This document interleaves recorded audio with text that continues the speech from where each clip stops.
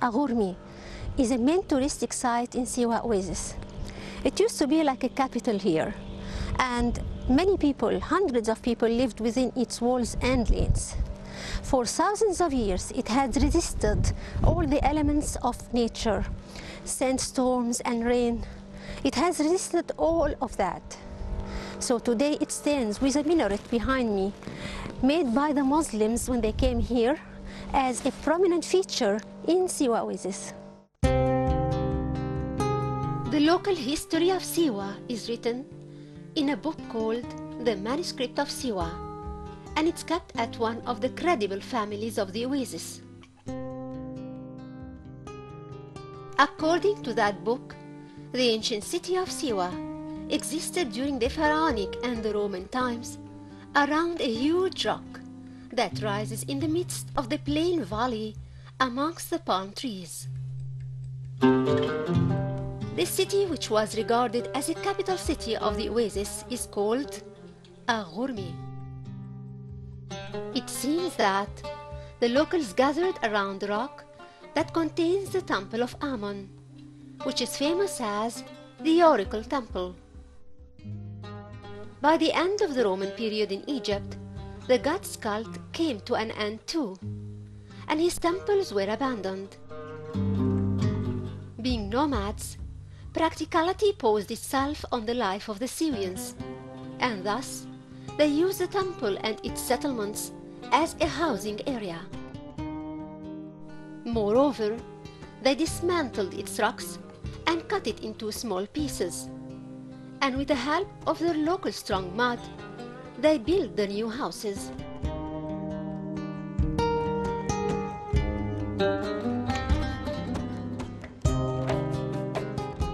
A high wall was set at the foot of the rock surrounding Aghormi's houses to protect them from their greatest fear, the barbarians.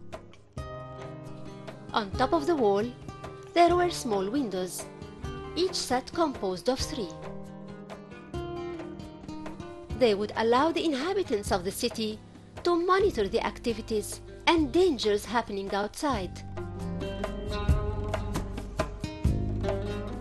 It wasn't long before the barbarians, who were Bedouin Arabian tribes passing through the desert, attacked them constantly. In 1203 AD, Aghormi's residents began their descent and departure from the city. In other words, they ran for their lives, after their number declined severely to be 40 men belonging to just 7 families. They chose a new location where they've built a new city above a mountain, so that they may have more protection and live safely. They gave that location a name. They called it Chali, or the city.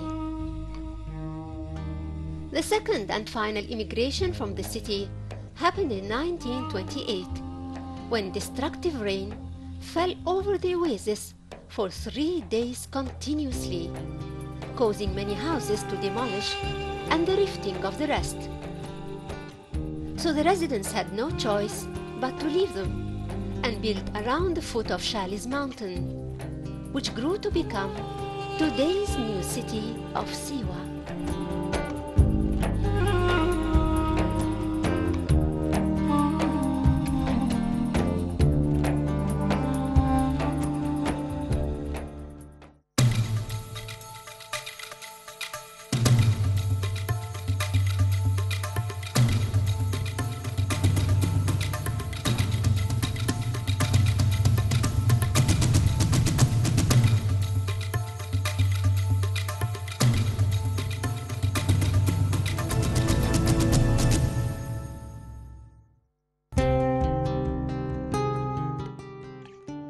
There are 2 temples consecrated for god Ammon in Siwa, and they are both in Aghormi.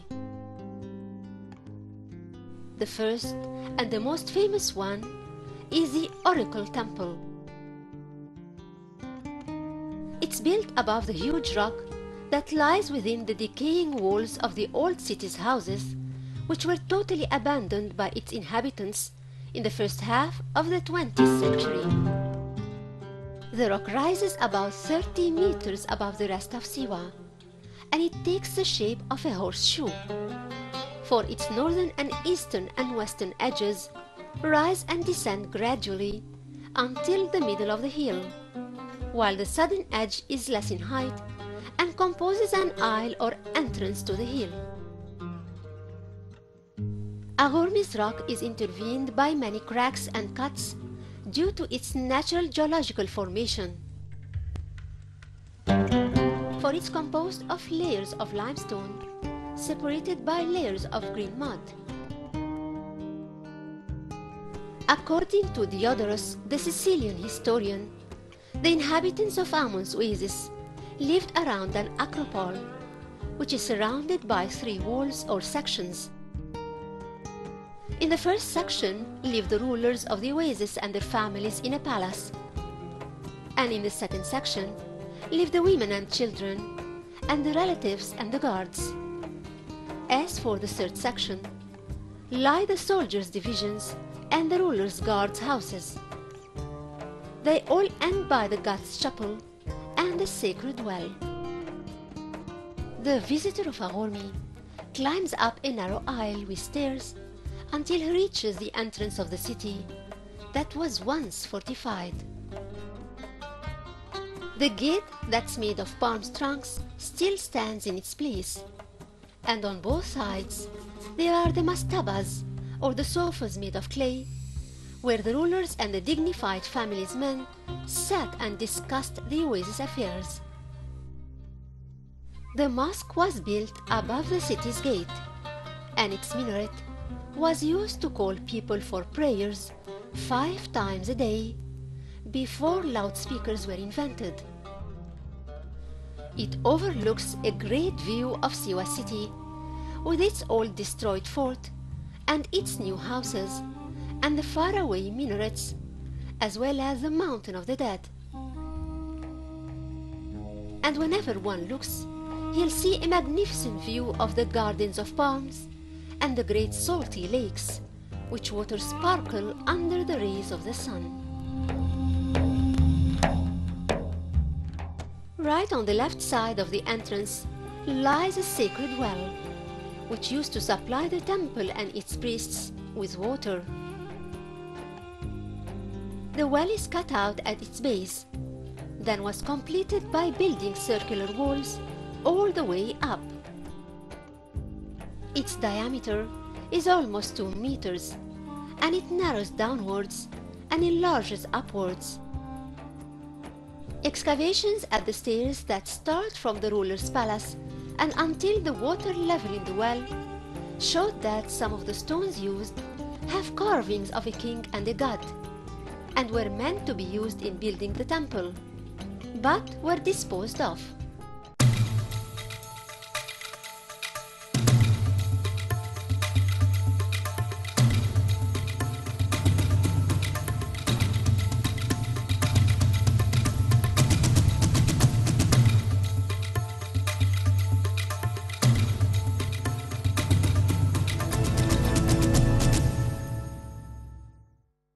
This is the temple of God Amun in Aghormi.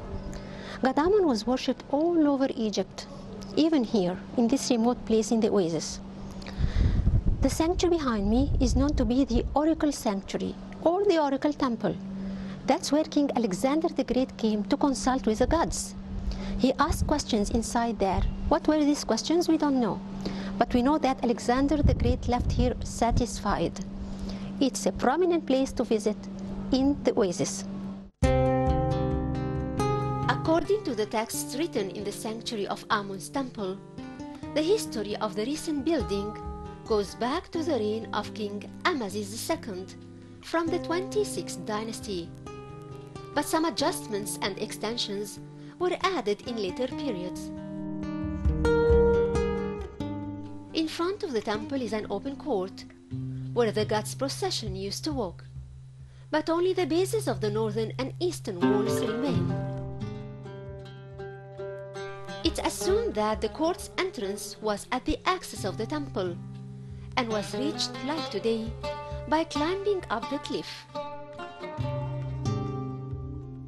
The temple is composed of 2 halls and a sanctuary, which entrance lies on its main axis.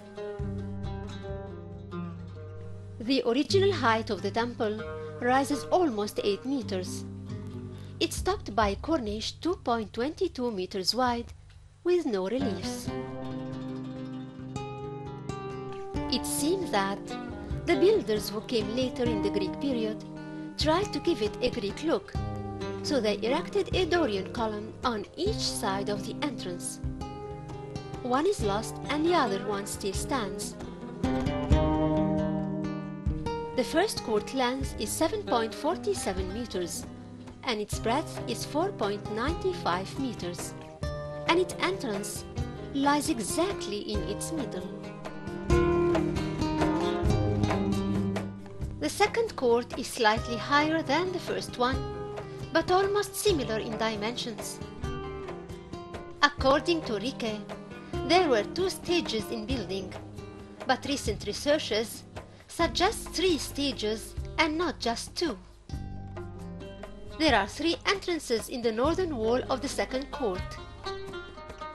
The middle one is wider than the other 2 and leads to the sanctuary, which Alexander entered to listen to the answers. The width of the small entrance to the right is 80 centimeters and leads to a narrow aisle that could have been used as a shelter to preserve the valuable tools of the temple, or used during the prophecy by the priests. The northern wall that separates the aisle from the sanctuary has 3 hatches, 77 centimeters above the ground, and the dimensions of each are 52 by 52 centimeters. Close to the ceiling, there are 2 openings for light. The sanctuary is the only place in the temple that comprises reliefs. Its dimensions are 3.3 meters wide and 6.1 meters long. Like the rest of the temple's chambers, the sanctuary had a ceiling, for we can find at the top of the eastern and western walls stone projections on which the wooden beams of the ceiling rests. The walls are badly damaged because of the gold and imaginary treasures diggers who pierced holes in the walls. The Syrians believe that a king called Kherebesh was the last ruler of the Oasis, and that he was buried in the temple with his treasures, including his weapons and his sword, and thus the temple was known as the Sieve.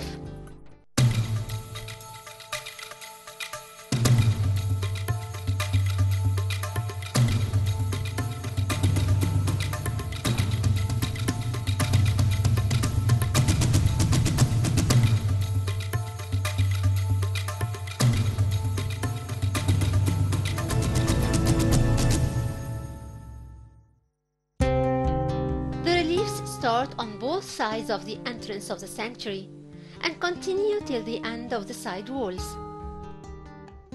It seemed that the rear wall had no reliefs before it was badly damaged. On the right wall of the entrance, the king in whose time the temple was built and relieved is pictured. His body and head were removed, but the crown of the north of Egypt is still there. The king is shown presenting wine from a round jar to 8 gods. His name is written in a cartouche inscribed in front of him. He is Amasis II from the 26th dynasty. As for the 8 gods, they stand in one line facing the king and headed by god Ammon. Behind him is his wife Mut and the ram-headed god who could be Hosha-F. The 4th god is Khonso, the 5th and the 6th are unidentifiable, and the 7th god is Mahisa. On the left side of the entrance of the sanctuary stands Siwa's ruler with his image destroyed, except for the feather above his head, which signifies his Libyan origin. It's noticed that The ruler wasn't represented walking behind the king like he should be, but he was pictured on the facing wall of the chamber and in the same position like the king, and presents offering to the 8 gods like the king. The reliefs in front of him and associating the gods prove that his name was Sotech Ardis and his title was the chief of the dwellers of the desert. His father occupied the same position before him and was called Rerwa Teneb. Amongst the 8 gods receiving the offerings, we find Amun-Ra and Mut, and god Didun Amon, and goddess Tefnut. Behind her, the wall is barren from reliefs. That's because in the original design of the temple, there was a door leading to the adjacent room. That door was blocked later. The 5th god is Hur-Sha-F, and the 6th is Nut.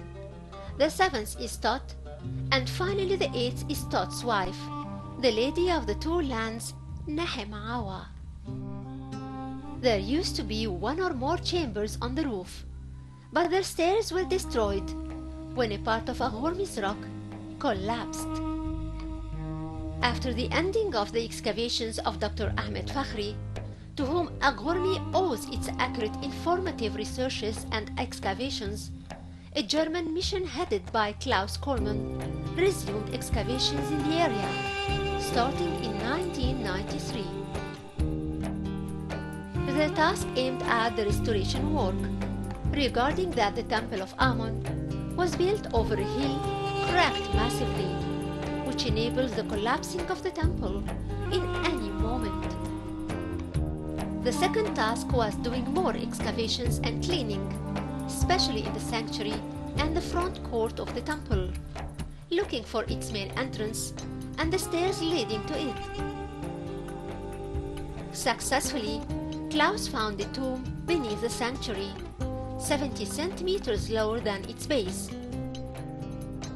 He has also found that the builders of Aghormi in the past used the hill as a quarry of limestone to level the steep ground of the hill to build the temple and the palace of the Oasis rulers. And later in the 19th century, they cut stones from the temple's constructions to build their own houses. The oracle's voice has been silenced many centuries ago, and Aghormi's walls no longer repeat the echoes of the music, and the chanters stopped singing hymns to god Amun. But his mysterious magic can still be felt, while tens of voices around Aghormi calls, declaring that the time has come for all these ruins to tell their story.